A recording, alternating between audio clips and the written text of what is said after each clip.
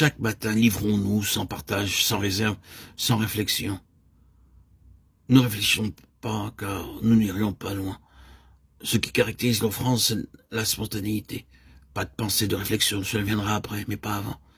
Si vous donnez en réfléchissant, ce n'est pas un don. C'est une mesure, mais pas un don. Le Seigneur a vécu comme cela. Il est venu comme un simple homme. Ce qui le différenciait du Père, c'est qu'il avait une âme.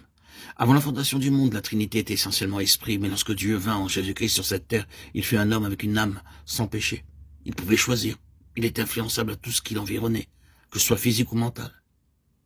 Il était homme, mais il était séparé. Son âme aurait pu parfois s'exprimer. Il disait, silence, je fais la volonté de Dieu. Nous ne pouvons pas faire plus que la volonté de Dieu. Quand il nous fait connaître sa volonté et que nous l'accomplissons,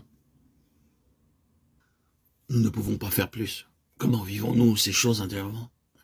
Si nous apprenons à livrer notre âme à la mort, au travers de tous les conflits qui se présenteront, nous vivrons dans la paix intérieurement. Nous ne devons pas confondre la joie du salut que nous expérimentons au moment de notre nouvelle naissance avec la joie de Dieu qui est différente et vient après.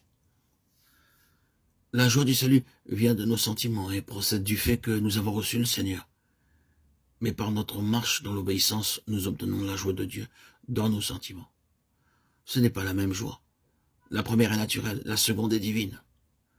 Un enfant de Dieu qui marche est joyeux de la joie de Dieu, car Dieu communique sa joie à ceux qui lui obéissent.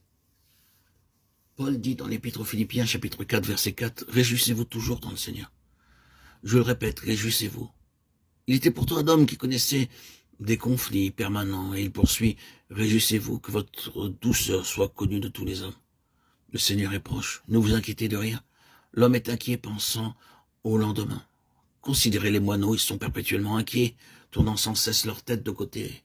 Et d'autres, l'homme aussi est sujet d'inquiétude qui vient de son âme.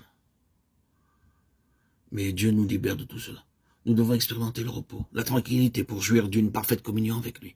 Si nous sommes préoccupés, nous ne pourrons pas être en communion. Paul poursuit au verset 7. « Et la paix de Dieu qui surpasse toute intelligence gardera vos cœurs et vos pensées en Jésus-Christ. » Le Seigneur le disait lui-même à propos de la joie. « Je vous donne ma joie. » C'est la joie de Dieu qu'il nous donne quand nous marchons fidèlement avec lui. Au travers des difficultés, des vicissitudes, nous devons marcher en mourant à nous-mêmes. Plus nous livrons notre âme à la mort, plus l'ennemi tentera de nous arrêter en créant des situations de plus en plus difficiles et douloureuses. Mais au travers de tout cela, la joie et la paix de Dieu seront notre joie et notre paix.